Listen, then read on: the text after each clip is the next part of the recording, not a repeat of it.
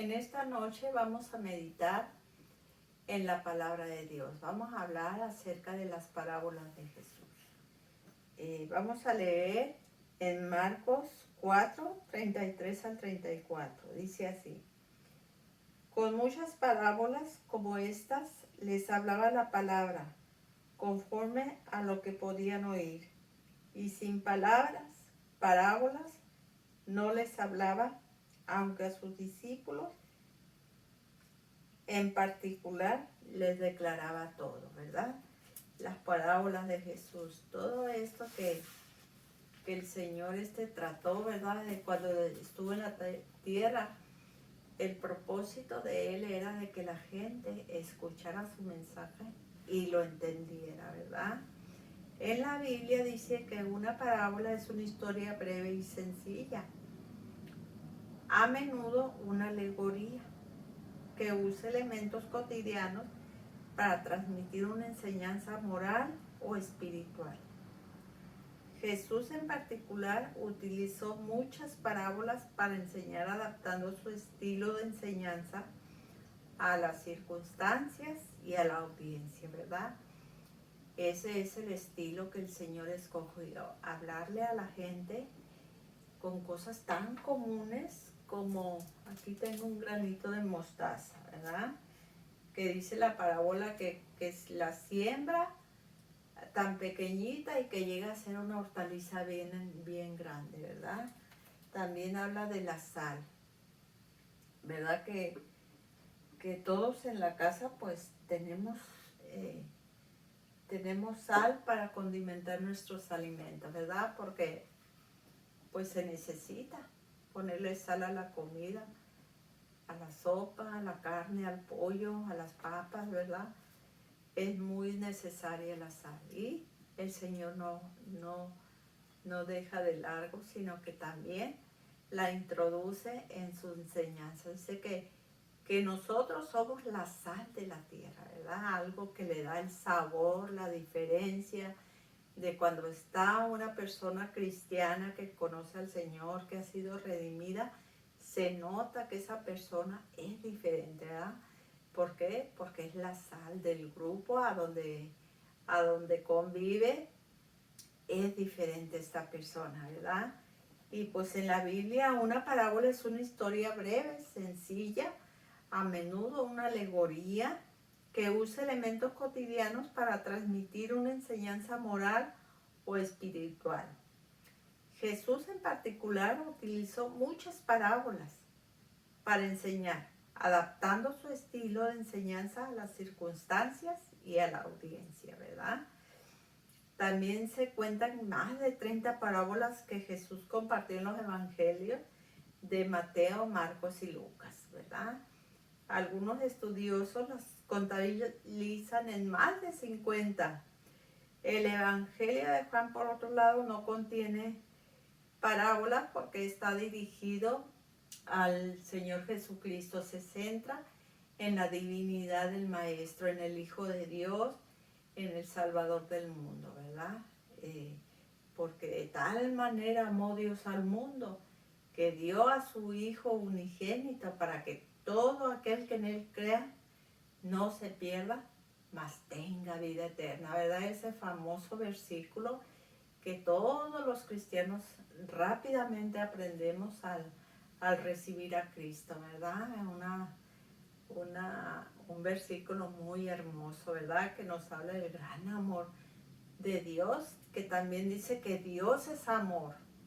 También dice que nosotros amamos a Dios porque Él nos amó primero, ¿verdad? Desde la fundación del mundo, nosotros ya estábamos destinados para ser hijos de Dios. Y voy a contarles unas parábolas, ¿verdad? No las voy a explicar nada más, voy a poner unos ejemplos. El sembrador, el buen samaritano, la oveja perdida, el hijo pródigo, la semilla de mostaza, la moneda perdida en la cual vamos a meditar en esta noche, ¿verdad? ¿Cuántos de nosotros no hemos perdido una moneda, unas llaves, un teléfono, un unos aretes. A mí seguido se me pierden aretes, se cae el botoncito de atrás y se me cae y ya no lo encuentro, se me pierden. Anillos, me he fijado yo que muchas personas que se meten a la playa con los anillos y se les caen en matrimonio. Anillos en matrimonio y la persona llora porque ha perdido su anillo, era de tanto valor espiritual que tiene aquella prenda, que lloran porque cuando la pierden, ¿verdad? El rico y Lázaro y las 10 virgen, entre otras, ¿verdad? Hay más, pero en este día únicamente traté de recolectar unas cuantas. Las parábolas son narraciones que a través de una historia comparativa buscan ilustrar una verdad o un principio a menudo espiritual o moral de manera accesible. Como les digo, busca el Señor, por decir así, la semilla de mostaza, ¿verdad? Que todo el mundo tenemos en casa también, semilla de mostaza, ilustra una verdad espiritual, ¿verdad? También el contexto. Jesús, especialmente en su ministerio, recurrió a las parábolas como una forma de enseñar de manera directa y memorable, usando ejemplos de la vida cotidiana. El propósito de ellas desafía a los oyentes a pensar y actuar de manera diferente, invitándolos a una reflexión más profunda, ¿verdad? Porque él cuando hablaba decía, ¿a qué compararé? O sea, era una comparación de algo común en la tierra para una enseñanza de la vida eterna, ¿verdad? En el mundo espiritual. Y para entenderlas es muy importante considerar el contexto en el que fueran narradas, ¿verdad? Como de manera diferente y buscando la verdad central que se busca transmitir, ¿verdad? ¿Qué verdad existe en la moneda perdida? ¿Verdad? ¿Qué valor le da la mujer a la moneda? ¿Qué representa la moneda? ¿Qué representa la mujer? ¿Verdad? Es lo que está tratando de decir el Señor. ¿Qué representa? Es una verdad espiritual con algo terrenal, ¿verdad? Con un suceso que le ocurrió a una persona en la tierra, ¿verdad? Entonces,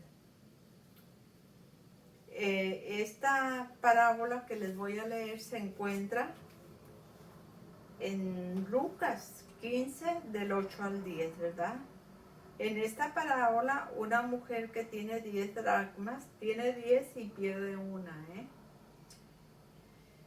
Y la busca con diligencia hasta encontrarla. O sea, como todos cuando perdemos algo, la buscamos hasta que la encontramos. Pero, ¿qué sucede con esta mujer? Dice que ella, en Lucas,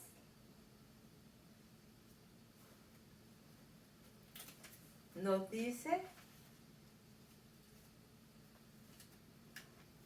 15, 8 al 10, dice. Lucas 15, del 8 al 10. Vamos a leer sobre la mujer que perdió su moneda, su dracma.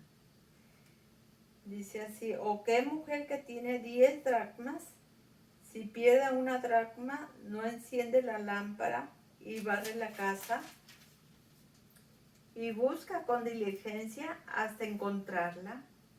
Y cuando la encuentra, reúne a sus amigas y vecinas diciendo, gozaos conmigo porque he encontrado la dracma que había perdido. Así os digo que hay gozo delante de los ángeles de Dios por un pecador que se arrepiente, ¿verdad? Dice que la mujer cuando pierde la dracma, empieza a buscarla y barre la casa. Con mucho cuidado la barre, la barre por debajo de los muebles. En el tiempo de Jesús las casas se dice que no tenían ventanas, nada más tenían puertas. Entonces el piso era de tierra. Y ya ven que el piso cuando lo pisas mucho pues se hace duro, se pone bien duro. Entonces podemos ver que la mujer lo primero que hizo que encendió la lámpara para buscarla. Pero en el tiempo de Jesús las casas estaban bien oscuras. Nada más tenían puerta, no tenían ventana y luz eléctrica pues no había. Entonces ellos se alumbraban con vela. Tenían recipientes de aceite, con aceite, y era la manera que ellos podían iluminar su casa. Imagínense, todavía que oscuro, ¿verdad? Pues así hizo ella. Prendió la vela, la lamparita, trajo la escoba y empezar a barrer toda la casa. Toda la casa la empezó a barrer. Entonces dice que la busca con diligencia hasta que la encuentra. La encontró. Y cuando la encuentra dice que reúne a sus amigas y vecinas diciendo: gozaos conmigo porque he encontrado la dracma que había perdido. Así os digo que hay gozo delante de los ángeles de Dios por un pecador que se arrepiente. ¿Verdad? Se goza, se alegra cuando encuentra la moneda, la dracma perdida. Entonces yo me acuerdo que cuando yo era niña, se me perdió una muñeca. Entonces me acuerdo que la buscaba por todos lados. Esa muñeca me amaneció en Navidad. Y yo creo que jugué con ella si acaso un mes o dos y se me perdió. Pero no se me olvidaba que esa muñeca no la encontraba. Y la busqué por mucho tiempo, hasta que un día estaba una bolsa azul colgada en la pared. Una bolsa azul de plástico así trenzada que hacen en México. Era la bolsa azul con blanco. Entonces estaba colgada la bolsa y la bajé y ahí estaba la muñeca. Estaba con una capa amarilla que me había amanecido esa Navidad. Que en Navidad nos regalaba mi mamá muñecas, juguetes como juegos de té, juegos como de ping pong y dulces, variedad de dulces, y también ropa. Y me acuerdo que ahí estaba esa capa que también había perdido. Me dio tanto gusto cuando la encontré. Así esta mujer, le dio mucha alegría y dice que va con sus amigas y sus vecinas para que se alegren con ella, porque ha encontrado su dracma que había perdido, ¿verdad? Entonces vamos a ver qué significa esta parábola. Esta parábola significa el amor de Dios que tiene para buscar al hombre. La moneda perdida son las almas perdidas. Y la mujer es el Señor que las anda buscando, ¿verdad? Tantos siglos que hace de que el Señor vino a la tierra y sigue buscando a la gente. Hasta el día que Él venga otra vez a la tierra, pues ya, hasta ahí va a llegar su búsqueda. Pero mientras tiene 2000 años buscando a todos los perdidos, porque todos estamos perdidos sin Él. Yo pues ya lo acepté en el año 99, acepté al Señor Jesucristo y me bauticé el 2000, ¿verdad? En el río de Azusa, California. Ahí me bauticé en el año 2000. Bien contenta, bien feliz porque tomé el paso de fe. El bautismo es para testificarle al mundo que usted ya pertenece al redil, ¿verdad? Pertenece al reino de los cielos. Se dice que le dice al mundo a usted que ya es cristiano. Eso representa el bautismo, ¿verdad? En el nombre del Padre, del Hijo y del Espíritu Santo. Entonces, el Señor no se cansa. Está ahorita buscando a los perdidos, hasta ahorita. No se sabe cuándo va a venir, el Señor va a volver a la tierra, no se sabe, no hay fecha. Dijo Él, le dijo a los discípulos, que ni los ángeles sabían cuándo iba a venir el Señor a la tierra, ¿verdad? Entonces, eso representa la mujer buscando la moneda, es el Señor buscando al ser humano, al hombre, a la humanidad. ¿Para qué? Para que vengan a los pies de Cristo y se arrepientan de sus pecados. Y la moneda son las almas. La moneda perdida son las almas, es el hombre que está perdido sin Cristo, ¿verdad? Tanta maldad que existe es por eso, ¿verdad? Porque la gente vive en pecado.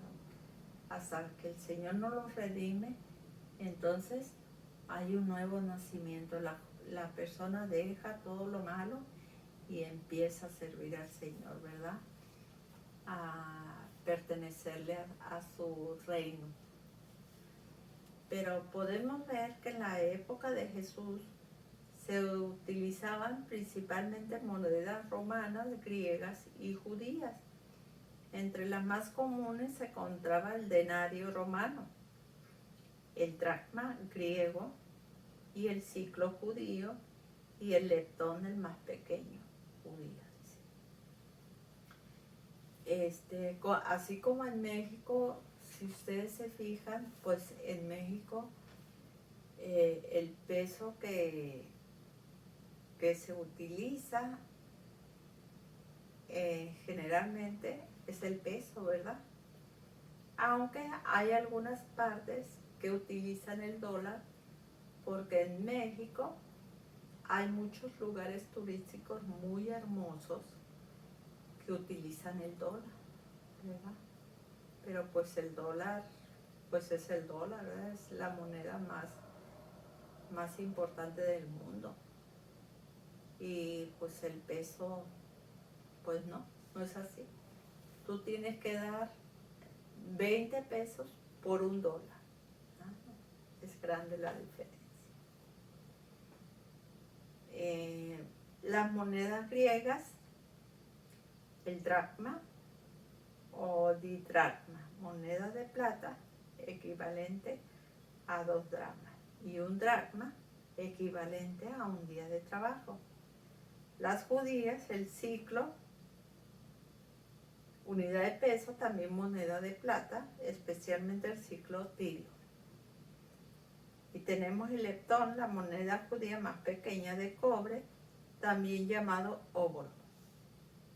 Otras monedas mencionadas es tatera, moneda de plata, utilizada para el impuesto del templo. El cherma y los chalchos, monedas de poco valor, mencionadas en el Nuevo Testamento.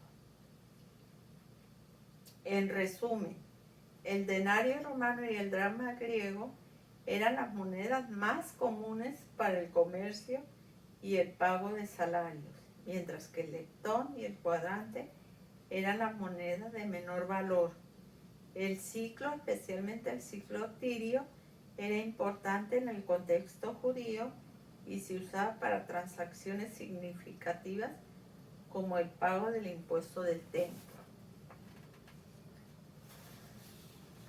Esta parábola ilustra la alegría de Dios al encontrar a aquellos que se han perdido y que se arrepienten de su pecado. Al Señor le da alegría, le da que una persona se arrepienta de sus pecados, ¿verdad? De ver tanta perdición, tanta gente perdida, viviendo pecados. Usted se fija las noticias,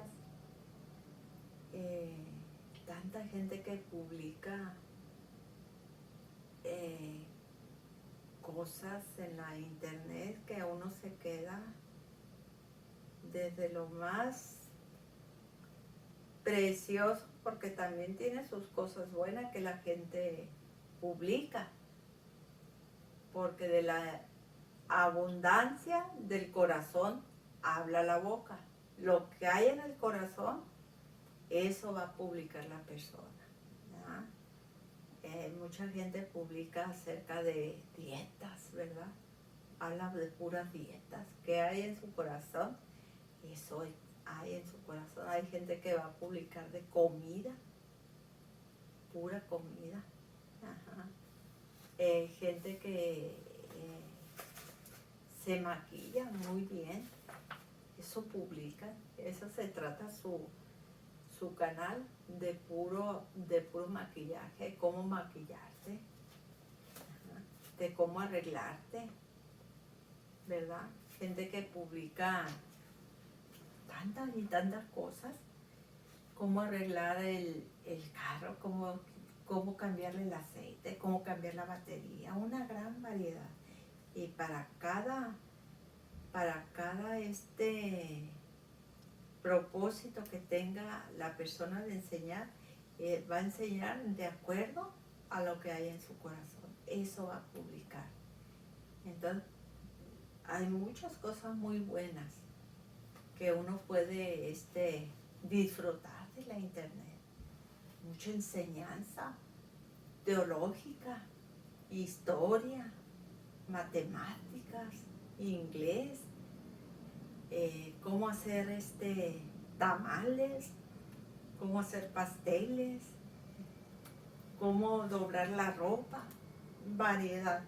Así como hay tantas cosas que nos ayudan, hay cosas que nos perturban, como ver que publican cosas que no son tan agradables, ¿verdad? Que para qué mencionarlas, ¿verdad? De la abundancia del corazón habla la boca, dice el Señor. Lo que hay en tu corazón, eso vas a hablar. Lo que hay en tu corazón, la gente va a decir, va a saber la clase de persona que eres. Si maldices, si hablas mal de los demás, si hablas mucho de dinero, si hablas mucho de dietas, eso hay en tu corazón, así de sencillo, ¿verdad? Entonces, vemos que la alegría de Dios es tan grande, dice que se enfiesta a los ángeles en el cielo cuando un alma se arrepiente, por una alma nada más. Fíjense, millones y millones de personas hay en el mundo, pero si se arrepiente una persona, hacen una fiesta muy grande en el cielo. Dice la Biblia que los ángeles desean ellos venir a la tierra y predicar ellos el evangelio, los ángeles. Pero el Señor dijo, no, ellos mismos, ellos van a ir por todo el mundo y predicar el evangelio a toda criatura. El que creyere y fuere bautizado será salvo, mas el que no creyere será condenado. La alegría por el arrepentimiento. Cuando una persona se arrepiente y vuelve a Dios, hay alegría en el cielo como también en la tierra, ¿verdad? Que la mujer que encontró el dracma se alegró tanto que fue y le dijo a todo el mundo que que había encontrado la moneda. En resumen, la parábola de la dracma es una poderosa ilustración de la alegría de Dios por el arrepentimiento y la importancia de cada persona en su plan. Cada persona, cada hermano, cada hermana, aunque usted no se congregue, no tiene a Cristo, hay un plan para su vida ya. Yo me acuerdo, yo escuchaba prédicas hace años. Me acuerdo yo que la primera vez que yo tuve un roce, se puede decir que en el mundo cristiano, fue en el año del 90, en el 90. Se me hizo muy bonito. Y sí escuchaba prédicas, pero no estaba listo mi corazón todavía. Hasta el año de 1999 fue cuando yo ya dije, yo quiero que el Señor me ayude. Y así fue, el Señor me escuchó. ¿Por qué? Porque ya había en mí ese deseo, esa hambre de Dios. Porque la persona, cuando no alimenta el espíritu, se amarga. Le echas la culpa a todo mundo. De tus propios errores, le echas la culpa a toda la gente. Todo mundo te cae mal. Amargada la persona. Entonces, cuando ya vienes a Cristo, pues dice su palabra que Él es el pan de vida, ¿verdad? Es pan, el Señor que hace el pan, te sacia el hambre, ¿verdad? El hambre, se puede decir el hambre carnal, pero ya el pan, como es Cristo, te sustenta tu espíritu. Entonces vuelves a la vida, renaces. ¿Por qué? Porque ya estás alimentando tu espíritu para vida eterna. Entonces ya tú puedes disfrutar de la vida, porque ya estás alimentando tu espíritu. Y esa amargura se fue, ¿verdad? De aquí para adelante eres una nueva persona. En cambio, cuando no alimentas tu espíritu, pues te amargas. ¿Por qué? Porque el hambre tiene sed, tiene hambre. Qué horrible es el hambre. ¿Y cómo se manifiesta el hambre del espíritu? En frustración, en buscar la felicidad en cosas materiales, en cosas equivocadas, en andando con un hombre, con otro, en viajes, en el dinero. Pero no es así, no es así. Necesita uno primeramente alimentar tu espíritu. Y ya de ahí se viene todo las bendiciones que Dios da cuando ya eres su hijo, pues es como cuando tiene uno un hijo, ¿verdad? Le das todo, lo amas, lo cuidas, lo enseñas, desde que nacen lo alimentas, lo enseñas a caminar, a ir al baño, lo llevas a la escuela, ¿verdad? Lo cuidas. Es lo mismo el Señor. Es lo mismo, así te va a ti. Si tú lo aceptas, Él te va a enseñar. Te va a enseñar a caminar en fe, a alimentarte bien, a hablar. Te va a quitar las malas palabras, el enojo, la ira, todo eso. Dios te lo quita. Te enseña a vivir, ¿verdad? Entonces es muy importante que nosotros alimentemos el espíritu. ¿Con qué? Con Cristo, el pan de vida. ¿Ah? Entonces vemos aquí que la moneda griega de plata, que aún estaba en circulación durante el siglo I antes de Cristo, el dracma ático llevaba una cara de una efigie de la diosa Atenea, ¿verdad? los griegos tenían muchos dioses. Es probable que para el tiempo del ministerio terrestre de Jesús, el dracma se hubiera despreciado hasta pesar únicamente 3.4 gramos. Con esto como base, su valor actual se cifraría en 65 centavos, ¿verdad? Un dracma valdría 65 centavos. En México, $1 vale 20 pesos, ¿verdad? Serían 20 monedas de $1, pero el dracma valía menos, entonces 65 centavos. Entonces los griegos igualaron el valor del dracma al del denario, pero el gobierno romano fijó oficialmente su valor en 3/4 partes de un denario. 3/4 partes, fíjense. Por eso entonces los judíos pagaban un impuesto anual de 2 dracmas para el templo. 2 dracmas pagaban por el templo. Entonces, cuando llegaron a Capernaum, vinieron a Pedro los que cobraban los 2 dracmas para el templo. Y les dijeron, los recaudadores de impuestos les dijeron a Pedro y al Señor, dice, ¿vuestro maestro no paga las 2 dracmas? Le preguntaron.